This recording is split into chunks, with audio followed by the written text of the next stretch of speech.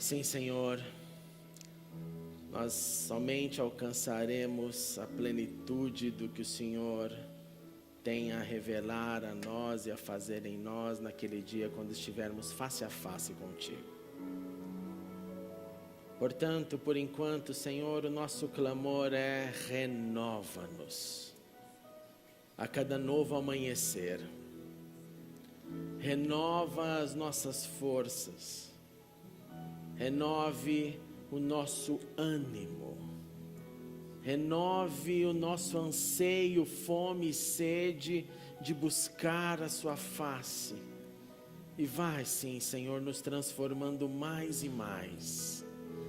E que nesse processo de transformação nós possamos dividir as cargas uns com os outros, dividir as vitórias, dividir as lutas, dividir as derrotas, mas sabendo que o Senhor é o Deus que por cima de tudo está e contempla os seus filhos e nos ajuda pelo poder do teu Espírito. Por isso nós bendizemos o teu nome.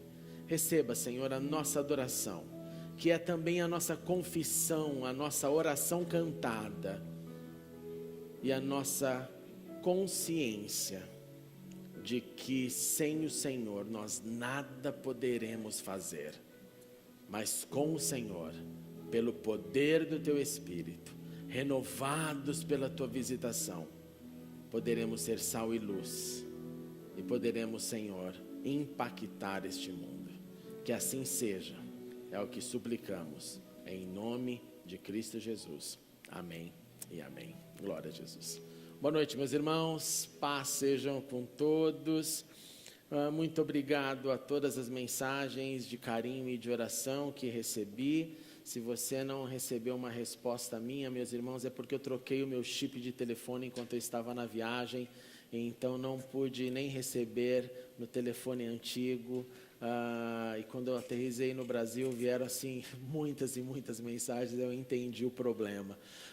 Mas foi tudo bem, correu tudo bem lá em Israel, tivemos um tempo maravilhoso, avançando no nosso progresso com o Instituto Perdizes, com vários planos, com vários sonhos e com vários desdobramentos que irão acontecer após essa viagem, porque Deus sempre permite novos encontros e isso é muito bonito. Obrigado pelos aqueles que ficaram preocupados, né? Tivemos lá um momento de ataque em Gaza. Mas eu costumo dizer para as pessoas que se você ler a Bíblia, desde Josué, a guerra nunca para lá naquela região. Então é normal. De modo que quando você está na cidade, você não sente nada, você não percebe absolutamente nada, a vida corre normalmente. Então é igual quando morávamos na Inglaterra e as pessoas iam perguntar para mim se a minha família tinha sido atacada na última chacina. As pessoas nem conseguiam fazer localização do que estava acontecendo numa região e outra, e achavam que todo mundo estava sofrendo no Brasil. Isso é muito comum por causa da própria mídia. Mas tivemos um tempo maravilhoso, um tempo de visitação de Deus, um tempo de aprendizado. Israel é sempre lindo para a alma. A próxima aventura vai acontecer em julho, quando nós iremos para a viagem na rota do cristianismo primitivo, no país da Turquia e na Grécia, e lá visitaremos as igrejas das cartas de Paulo, visitaremos a ilha de Patmos, onde João escreveu seu Apocalipse, e assim avançaremos com esse projeto de ensinar a Bíblia no seu contexto. Então receba a minha gratidão, meu carinho, não só pelo seu cuidado por mim, mas também pela minha família. Quero convidar você a se colocar em pé, abrir a sua Bíblia no Evangelho de João, capítulo 20. Nós vamos ler 2 versos, o verso 24 e o verso 25. Evangelho de João 20, 24 e 25 diz assim: Tomé, chamado Dídimo, um dos 12, não estava com os discípulos quando Jesus apareceu. Os outros discípulos lhe disseram: Vimos o Senhor. Mas ele lhes disse: Se eu não vir as marcas dos pregos nas suas mãos, não colocar o meu dedo onde estavam os pregos, e não puser a minha mão no seu lado, não crerei. Vamos orar uma vez mais. Muito obrigado, Senhor, pela chance que temos de meditar na Tua palavra. Muito obrigado pela liberdade religiosa que o Senhor tem nos concedido. Ajuda-nos a aproveitá-la neste momento. Ajuda-nos a ouvir a Tua voz. Dá-nos a atenção devida. E fale conosco ainda mais. Pois oramos no nome do Teu Filho. No nome de Jesus. Amém e amém. Podemos assentar, meus irmãos. Nós estamos nessa estação de Pentecostes refletindo sobre tudo aquilo que acontece após a ressurreição. Na Páscoa, após a Páscoa, iniciava-se mais um período, mais uma estação no calendário de Israel, era chamada Festa das Semanas, no hebraico Shavuot, que se resumia em uma festa que era uma contagem dos dias, 7 semanas, 49 dias, culminando no seu auge no 50º dia, chamado pelo evangelista Lucas, quando escreve o Atos dos Apóstolos, de festa de Pentecostes. Se você perguntar hoje para um judeu religioso sobre Pentecostes, ele não vai te dizer sim, estamos celebrando Pentecostes. Ele vai continuar afirmando o seu termo bíblico, que é a festa das semanas. Esse nome, então, ficou muito popular na época de Cristo, se tornou ainda mais popular dentro do cristianismo, porque foi quando aconteceu o derramar do Espírito Santo. Mas para a comunidade judaica, essa festa continua com seu nome original, que é Festa das Semanas. E essas semanas, as pessoas contam os dias até hoje, as pessoas celebram as primeiras colheitas. Lá em Israel estão cheios de feixes de trigo, esperando para serem colhidos, o povo celebrando que Deus deu a primeira provisão, que Deus dará a segunda, que Deus dará a terceira, de modo que a celebração é o Deus que começou a nos prover, Ele irá prover até o final. É uma festa que lembra, uma estação que lembra da caridade necessária.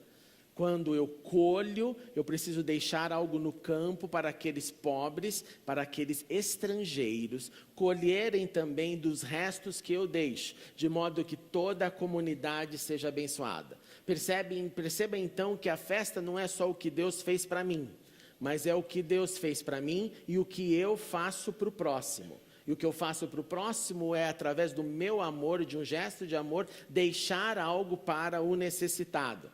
Então não celebra a festa só quem tem, celebra a festa quem está presente, tendo, não tendo, sendo natural da terra ou estrangeiro. É uma festa que trabalha com a ansiedade, é uma festa que trabalha com a expectativa, porque geralmente nós contamos os dias quando nós estamos diante de um evento, seja ele positivo ou negativo. Então a festa de Pentecostes, esse rumo, essa jornada de 49 dias, é como se Deus estivesse colocando mais lenha na fogueira, mas ainda tendo que passar pelos 49 dias até que chegassem ao tempo proposto. E é muito bonito que quando você então tem isso na mente, e traz e invoca Jesus ressurreto, Jesus que aparece na terra após a sua morte, tudo que ele fez naqueles 40 dias de aparições na terra, Jesus estava ali na estação de Pentecostes, falando com as pessoas, se encontrando com as pessoas, e é isso que nós temos estudado. Por que eu estou repetindo isso a todo culto? Porque eu garanto que se eu colocasse aqui para você escrever no papel tudo sobre essa festa, muitas das informações já podiam ter sido esquecidas. É importantíssimo você manter essas 3 festas da cabeça. A festa da Páscoa, a festa das semanas e depois virá a festa das cabanas. Quando você entende essas 3 festas, você entende a espiritualidade de Israel. Quando você entende a espiritualidade de Israel, você entende a espiritualidade base e fundamento que depois, quando vem para a expansão da tradição judaico-cristã e a nossa espiritualidade, você vai ver ali nesse fundamento os alicerces que até hoje nós continuamos. E quando nós não temos essa informação do alicerce, nós achamos que é algo novo que vivemos. Ou nós deixamos de viver o importante, porque desenvolvemos assim espiritualidades que chamamos de espiritualidades moderna ou pós-moderna, e muitas delas não têm nada a ver com o alicerce e com o fundamento. Então é importantíssimo, porque essa foi criação de Deus. 3 festas vocês celebrarão todo ano. Se você mora na Babilônia, problema seu, a sua viagem vai ser maior, você vai ter que ir até Jerusalém. Se você mora na Galileia, problema seu, você vai ter que descer aonde quer que você mora. Se você mora no Egito, se você mora no deserto, você vai ter que ir para lá. Então o entendimento disso dá um alicerce básico para a gente entender os próximos desdobramentos. E nesta noite eu te convido a imaginar então uma outra cena de reencontro nessa estação de Jesus com seus discípulos. Esse encontro aconteceu 1 semana depois do domingo da ressurreição. Em outras palavras, Jesus já estava aparecendo, desaparecendo por 7 dias. E vem então novamente aos seus discípulos. Só que daí nós somos informados que no primeiro aparecimento, um discípulo estava faltando, e este era Tomé. Então Jesus aparece novamente, Jesus aparece usando ali do seu poder recém-adquirido, que é o poder do corpo glorificado, que é um corpo que é de carne, que é um corpo que traz marcas, mas é um corpo que atravessa paredes. Como se faz isso? Pergunte para o Senhor, porque só Ele para nos responder, mas é impressionante, porque ao mesmo tempo que há uma marca em suas mãos, há feridas, há a marca do martírio, ele tem capacidades que são literalmente sobrenatural, que é extraordinário. Os discípulos estão trancados, Jesus aparece entre eles, e aí João nos informa, desta vez, 1 semana depois da ressurreição, Tomé estava com eles. E Jesus vem uma vez mais e diz a palavra mágica da fé, que é paz seja convosco. Você que não esteve aqui nessa manhã, eu te encorajo, assista no YouTube a mensagem dessa manhã e você vai entender o que significa quando Jesus diz paz seja com vocês. E então Jesus vai diretamente ao discípulo que duvidou. Ele vai diretamente a Tomé. E sem muita conversa fala para o discípulo, coloque o dedo aqui na minha mão.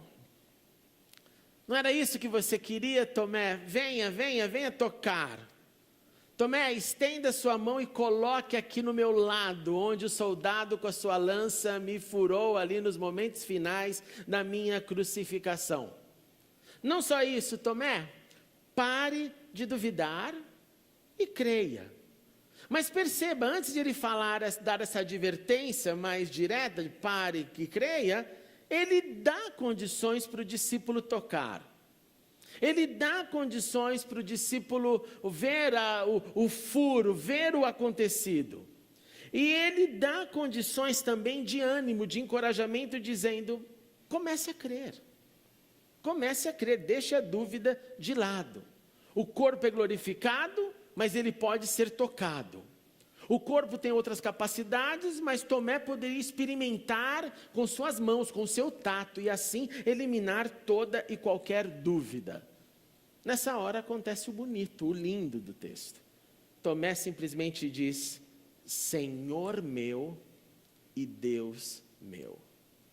Essa frase não é uma frase inédita, nos Salmos nós já temos esse tipo de expressão, Senhor meu e Deus meu e Senhor meu. Mas quando ele coloca as duas juntas, Senhor meu e Deus meu, ele está também se colocando como servo deste Senhor e como servo desta divindade.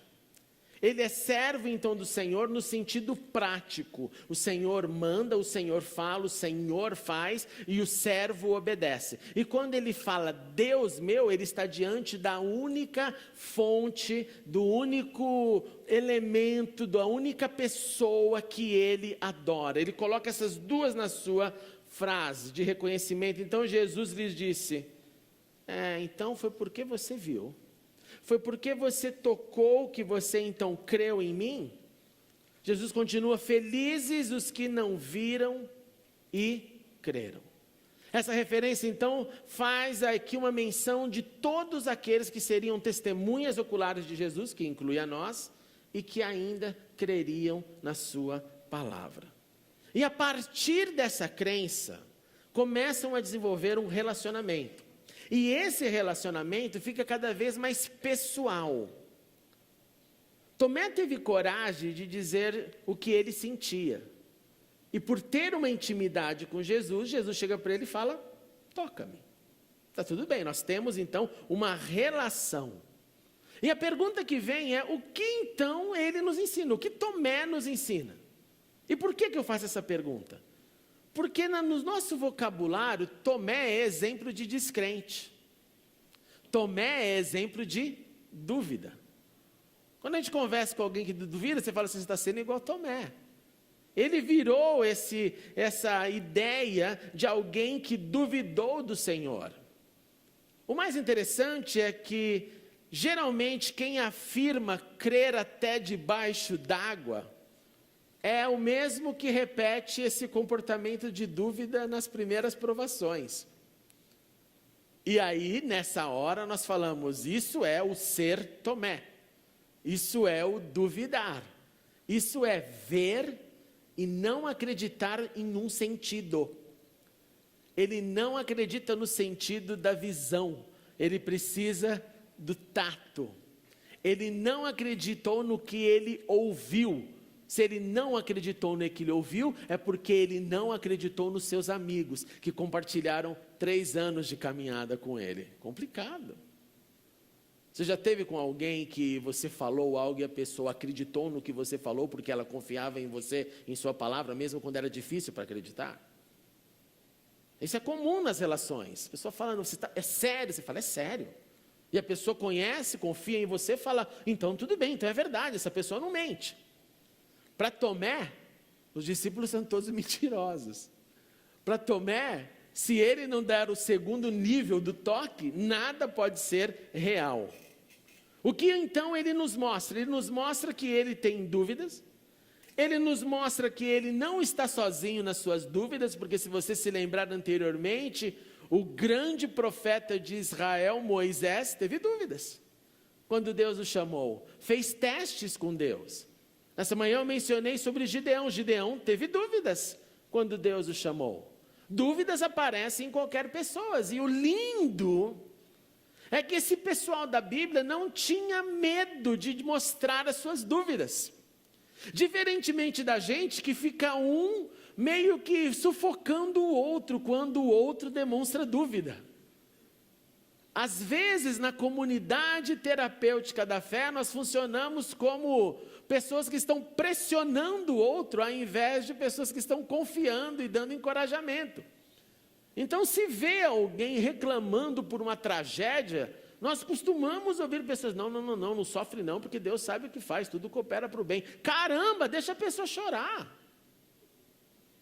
Nós, se ouvimos alguém falar alguma coisa que vai contrário a tudo aquilo que nós sabemos que é verdade, que é a palavra de Deus, nós não queremos dar tempo de luto, nós não queremos dar o tempo do sofrimento de uma pessoa, nós não queremos entender a limitação, porque eu resolvi na minha vida mais rápido do que você. Por que você está demorando tanto para resolver esse problema diante de Deus? Nós não queremos deixar as pessoas errarem, porque eu também não erro nessa área. Então é assim, aquele que ele é bem firme por exemplo, na sua administração financeira, ao se deparar com alguém que tem o contrário disso, nossa, pira, quer morrer. Como você pode não cuidar das suas coisas? Não entende a limitação. Não entende que cada um tem um tempo, um espaço, um momento, uma forma, e que todos nós sim colheremos de acordo com o que nós fizermos. Mas não é o meu papel ser aquele que pressiona ainda mais. Meu papel deve ser de encorajar a mudança, e às vezes encorajar a mudança é ficar quieto, é ficar calado, simplesmente dizendo: eu estou aqui do seu lado. Eu não concordo com o que você está dizendo, com o que você faz, mas isso não vai mudar a minha relação com vocês. Então, no tempo, nos grandes que nós chamamos heróis da Bíblia, eles diretamente, eles falam tudo. Eles falam: Senhor, quebra o dente daquele meu inimigo. Imagina se eu falar isso, né? Quebra o dente de algum de vocês aí, né? No dia seguinte tem reuniões da Assembleia da Igreja para me mandar embora. E eles falavam: Senhor, não estou entendendo nada, te faço meu advogado contra o Senhor mesmo. Caramba, o Senhor é o que acusa e o Senhor é o que defende. Ô Senhor, a culpa é sua, eu não tenho nada a ver com isso. Palavras que brotam do coração. João Batista, diante da dúvida, preso, fala o quê? Ixi, será que eu inventei essa história? Será que essa história de preparar o caminho do Senhor foi algo que eu fiquei muito emocionado? A perspectiva messiânica, o pessoal lá de Qumran, do deserto, que foi para o deserto para se isolar, talvez isso me influenciou e eu imaginei que sim, que era Jesus e que não é nada disso, porque eu não posso acabar preso. Dá para alguém lá falar para Jesus, se ele é Jesus, não tem medo de mostrar quem é. E por que não tem medo de mostrar quem é? Só não tem medo de mostrar o que é e quem é, aquele que tem certeza e sabe que Deus sabe aonde você mora, que Deus sabe quantos fios de cabelo você tem, que Deus sabe o que passa nos teus pensamentos.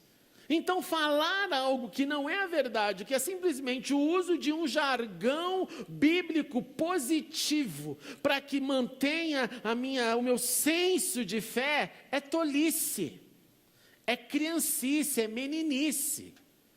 Por isso que então ele vai e fala, e Jesus não repreende. Jesus, por exemplo, no caso que citei por último, João Batista fala, vai lá, fala para João que tem cego vendo, as coisas estão acontecendo. Pacifica ele lá, pacifica ele, porque ele ainda vai terminar pior do que ele está agora. Ele vai terminar com a sua cabeça cortada. Então Tomé entra nessa linha de gente que não devia ser condenada por nós, mas gente que deve nos ensinar. Então aprendemos com ele, número 1, Tomé nos ensina que podemos perguntar para Deus o que quisermos. Você pode, você deve perguntar a Deus qualquer coisa. É comum pessoas com medo de falar com Deus, como se Deus não soubesse. Fale com Deus, aí você vive como um vulcão, que não erupciona, porque você fica ali jogando as coisas para baixo, porque eu não quero falar isso com Deus, eu tenho vergonha, o que será que Deus vai achar de mim? Deus já sabe quem você é, Deus já sabe quem eu sou, pergunte para Ele o que você quiser, não existe para o Senhor perguntas erradas, a única pergunta errada para o Senhor é a que não é sincera. Essa é errada para qualquer um. Mas pergunta sincera, verdadeira. E se você cresceu numa cultura como eu cresci numa cultura acadêmica que quando alguém levantava a mão para perguntar aos outros alunos, o bullying era geral, assim, né? O cara burro. Então todo mundo ficava com medo de perguntar. Quem não tinha entendido engolia seco e falava, entendi. Pergunte o que quiser para o Senhor. Número 2, Tomé nos ensina que onde há sinceridade nas dúvidas, não há nenhum dolo, não há nenhum problema, não há nenhuma vergonha. O ponto é a sinceridade do meu questionamento. Terceiro, o questionamento de Tomé nos encoraja a expressarmos para Deus o que Ele já sabe. Ele já sabe o que e quem somos. Mas quando eu falo, eu me liberto. Quando eu falo, eu assumo. Quando eu falo, eu ouço o que falei. Quando eu falo, eu confesso. Por que lá Paulo, escrevendo para os romanos, falando sobre a salvação, fala, olha, quer ser salvo? Confesse com a sua boca e creia no seu coração. Paulo não dá a opção do mutismo, de eu não vou falar e Deus conhece tudo, não. Ele fala, não é assim. Ele fala, você tem que confessar com a sua boca. Você tem que pôr para fora, porque você precisa ouvir a sua própria voz falando aquilo que você afirma ou que você nega. Então, quando eu coloco para fora, como Tomé, eu expresso o que Deus já sabe e eu confesso que eu também sei e que eu não tenho vergonha de expor o que eu sou. Aprendemos com Tomé que Tomé confessa o senhorio e a divindade de Deus em sua vida, quando ele diz Senhor meu e Deus meu. E esse trecho é concluído com uma afirmação linda que diz: Jesus realizou na presença dos seus discípulos muitos outros sinais miraculosos que não estão registrados nesse livro, mas os que foram registrados nesse livro foram registrados para que vocês creiam que Jesus é o Cristo, o Filho de Deus, e crendo, tenham vida em seu nome.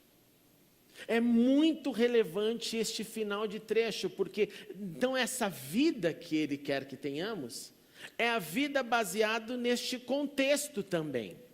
E o contexto fala de gente que está com expectativas, de gente que está diante do novo, de gente que está com a contagem dos dias, de gente que tem coragem de dizer, não importa se a maioria crê, eu não creio, e ponto final. Se vocês creram, que bom, mas eu preciso colocar a mão.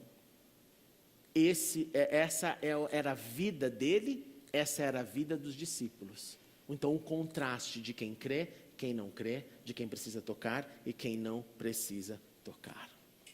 Meus irmãos, Jesus se preocupa com todos aqueles que com sinceridade chegam diante dele com seus questionamentos. Eu quero te dar 1 minuto agora, mas preste atenção. Preste atenção. O que hoje você teria na sua mente, você carrega, ou carregou no passado, que você já teve, ou tem, dificuldade de falar para Deus? Vamos compartilhar de um para o outro. Vamos lá.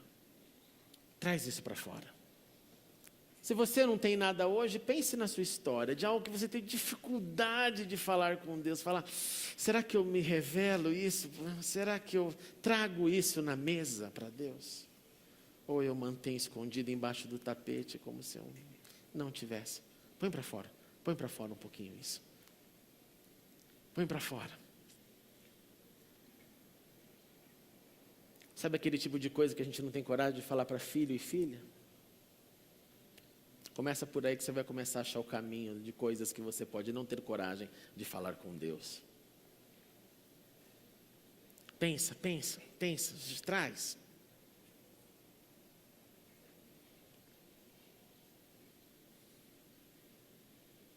Fale, Senhor, põe na minha mente agora o que eu me escondo. Talvez você tenha certeza que está certo, por isso que você não fala. Ou talvez você tenha certeza que está errado, por isso que você tem vergonha de falar.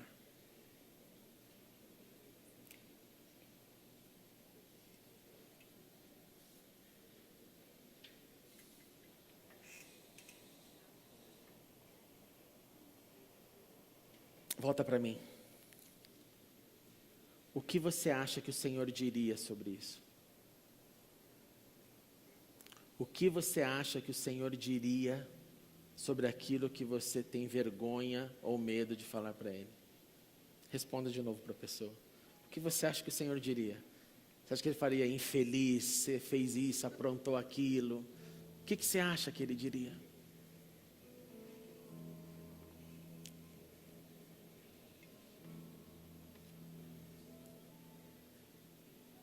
Se Jesus se preocupa então com todos aqueles que com sinceridade chegam diante dele, Jesus se preocupa com os seus questionamentos. E as suas respostas para os nossos questionamentos, eles estão primariamente respondidos na sua palavra. Primariamente ele deixou ali já um número suficiente de respostas para vivermos a vida. Por isso que eu tenho necessidade de falar com Ele, de revelar o que Ele sabe que sou, mas quando eu confesso, então eu vou confessar através da minha fala, e isso nós chamamos de oração. Mas eu tenho a necessidade de ouvir a sua resposta, isso chama do meu contato, da minha conexão com a palavra dEle. E se por um acaso essas duas vias, ou uma delas, ou as duas, ou a oração que eu falo, e o ouvir dele, que é eu com a palavra dele, estiverem deficientes, mais problemas nós sofreremos. Porque daí eu vou começar a desenvolver esses esconde daqui, esconde dali, não fala disso, não fala sobre aquilo, não toque nesse assunto, não toque naquele outro. Mas lembre-se, Ele sabe quem você é. Ele sabe das suas fragilidades. Ele sabe dos seus questionamentos. Ele sabe o que você quer, o que você sente, o que você tem raiva. O Salmo 139 diz: Senhor, Tu me sondas e me conheces, sabes quando me sento, quando eu me levanto. De longe o Senhor percebe os meus pensamentos. O Senhor sabe muito bem quando trabalho e quando descanso. Todos os meus caminhos, presente, passado e futuro, te são bem conhecidos. Antes mesmo que a palavra me chegue à língua, Tu já conheces inteiramente, Senhor. Sejamos, portanto, irmãos, sinceros. Sejamos, portanto, verdadeiros. Sejamos livres para perguntar ao Senhor o que nós não entendemos, o que nós não acreditamos, o que nós não queremos acreditar, o que nós não entendemos, o que nós temos raiva, o que nós temos alegria. Abra o seu coração e tenha a coragem de Tomé. E Ele, aquele que responde com amor, vai pegar a sua mão e vai falar: seu problema é tocar, toque. Seu problema é tocar de novo, toque do meu lado. Qual que é o seu problema? Porque eu estou aqui para resolver o seu problema. Eu não estou aqui para adicionar mais problemas, eu estou aqui para te curar. Eu estou aqui para te sanar as suas dúvidas.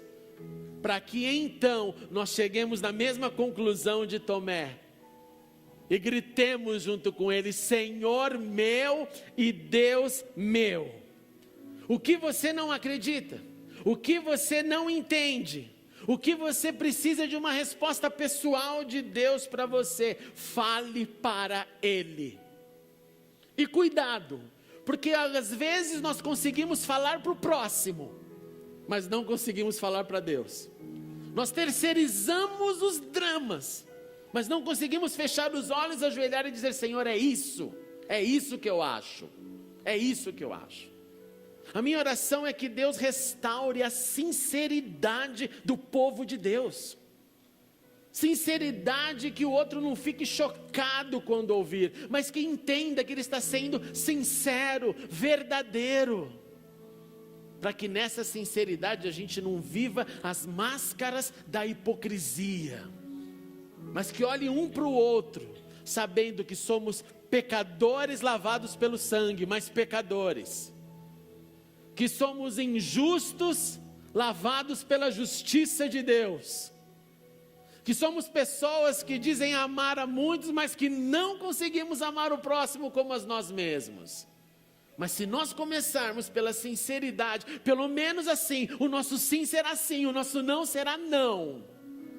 E o Senhor responderá às nossas dúvidas e aflições. Pergunte para Ele o que você quiser. Vamos ficar em pé.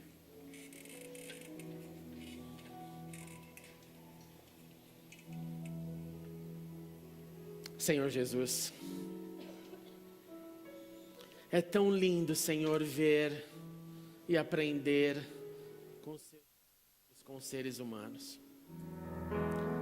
É tão lindo ver que ali o Senhor ressurreto, com seu corpo glorificado, naquela estação rumo a Pentecostes, após a sua ressurreição, o Senhor chegou aos seus discípulos com amor, para curar, para restaurar, para permitir que a incredulidade fosse curada, mesmo de gente que viu a ressurreição de Lázaro, a ressurreição de Jesus, viu o cego ver, gente que presenciou o seu amor manifestado e que em sinceridade conseguia dizer: olha, eu não estou conseguindo crer. Ó Senhor, ajuda-nos a viver nessa sinceridade que fala ao Senhor o que sente. para que quando nos sentimos com pouca fé, possamos dizer: Senhor, minha fé está pequena, pouca, me ajude, e o Senhor acrescentará a nós forças e fé.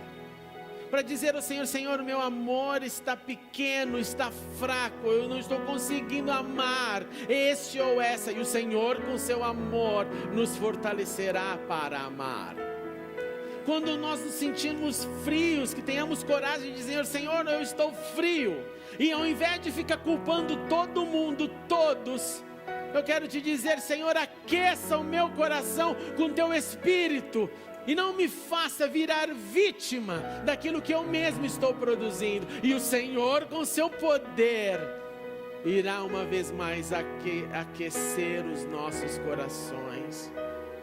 Senhor, faz numa comunidade sincera, faz-nos um povo que tenha uma só palavra, faz-nos um povo que não seja um povo melindroso, com a sinceridade do próximo, mas que entendamos as lutas do próximo, que são diferentes uns dos outros, mas que refletem tudo o que somos.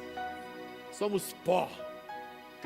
Ajuda-nos, Senhor, e que possamos um ao outro cobrir com amor, com a sinceridade do carinho, do abraço, da verdade de quem ama, para que assim, Senhor, o nosso relacionamento cresça contigo, na sinceridade e verdade, em nome de Jesus. Amém, amém e amém. Dê um abraço no seu irmão bem forte, retribua o seu amor a ele e fale, pergunte o que quiser para o Senhor, não tenha vergonha jamais, jamais. Que o Senhor nos faça essa comunidade sincera, no nome dele. Você pode se assentar.